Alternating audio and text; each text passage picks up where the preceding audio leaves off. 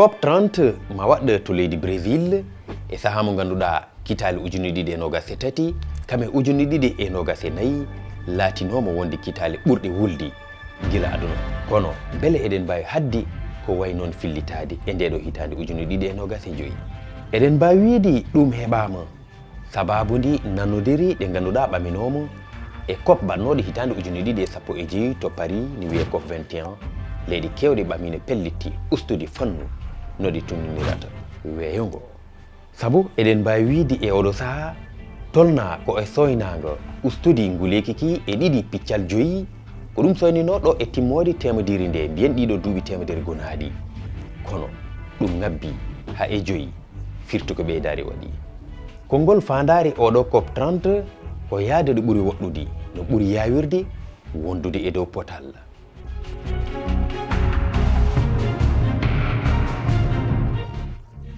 To adi ko woni ustude no leyɗi ɗe tununirata weeyo ngo. Ɗum noon noddi hutortonoɓe ko wayno ƴulɓe pétrole kame gaz wattu hutorede gueɗe goɗɗi ɗe ganduɗa no noddi courant ummutoɗo e nangue ummutoɗo e hendu walla e fannuji goɗɗi. Kalisaji baɗetenoɗi alhaali uyki keftetinaki eɗen mbawi wiide so wi laabi ɗiɗi ko waɗeteno e uyki iwoki e pétrole kame gaz e ko nandi hen. Ete leydi Chine laatindi wonde leydi ɓurde wawde tunwinde weeyo ngo ɓammi pellital joni iccilari mum nawi ha 10 e temederewel ɗon ɗo wonno jeeɗiɗi e temederewel ɗo e hitande 2035. Fawti hen ko wawde heɓidade kame joganade feere battane bonɗi iwoji e nguleki weeyoki ete ɗum yewtirani en taw.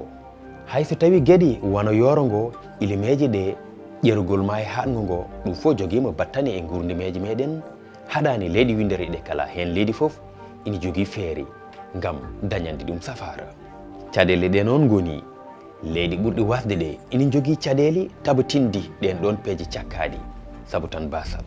Sohloji ɗi ina kiisa e milliard uji ujunere e temedde tati e kalise dollar ete nden toɓɓere ina jeeya ko ɓuuri jojjude e ko yewtete e oɗo COP30 mbo Brésil.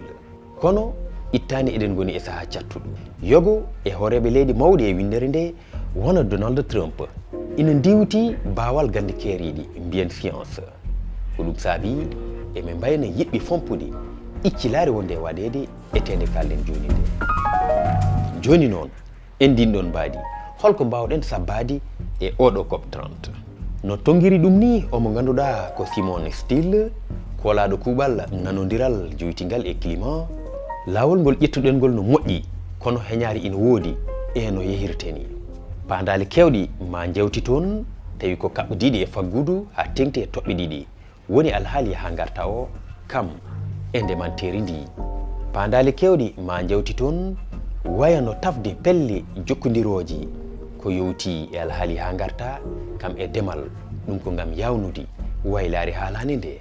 Yawnude kono kadi e weɓnude keɓugol e kalisaji mbiyen financement wonande leyɗe basɗe ɗe noddirteɗe leyɗe worgo. Ƴewtade fannuji no koppuji ɗi mbaɗirete ha ɗi ɓuuri jogade gartam.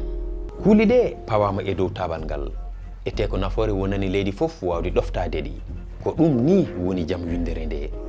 Nde nanodira nde famodir ete nde tabatina ustude no weeyo ngo tununirte ni.